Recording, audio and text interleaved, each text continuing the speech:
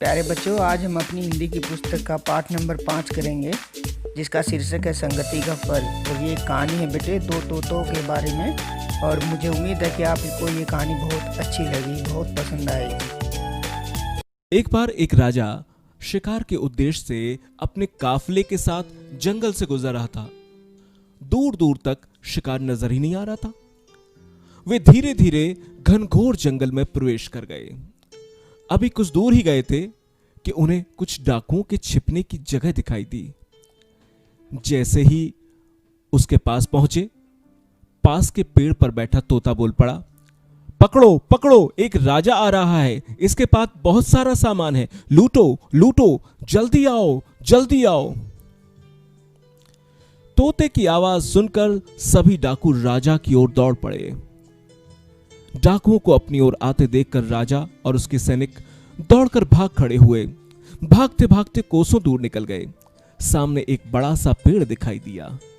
कुछ देर सुस्ताने के लिए उस पेड़ के पास चले गए, लेकिन जैसे ही पेड़ के पास पहुंचे, उस पेड़ पर बैठा तोता बोल पड़ा, आओ राजन, हमारे साधु महात्मा की कुटी में आपका स्वागत है।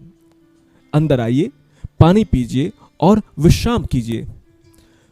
तोते की इस बात को सुनकर राजा हैरत में पड़ गया और सोचने लगा कि एक ही जाति के दो प्राणियों के व्यवहार में इतना अलग कैसे कैसे हो सकता है, इतना फर्क कैसे। राजा को कुछ समझ नहीं आ रहा था। वो तोते की बात मानकर अंदर साधु की कुटिया की ओर गया। साधु महात्मा को प्रणाम कर उनके समीप बैठ गया और अपनी सारी कहानी सुनाई। और फिर धीरे से पूछा, ऋषिवर, इन दोनों तोतों के व्यवहार में इतना अंतर क्यों है? साधु महात्मा पूरे धैर्य के साथ सारी बातें सुनते रहे और फिर बोले, ये कुछ नहीं राजन, बस संगति का असर है। डाकुओं के साथ रहकर तोता भी डाकुओं की तरह व्यवहार करता है और उनकी भाषा बोलने लगता है। अर्थात जो जिस वातावरण में रहता है वो वैसा ही बन जाता है।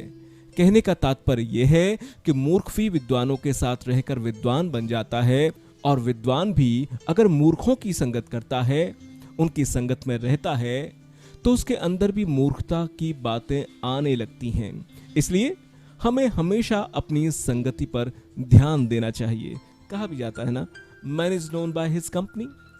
ये थी आज की कहानी। उम्मीद है आपको पसंद आई होगी।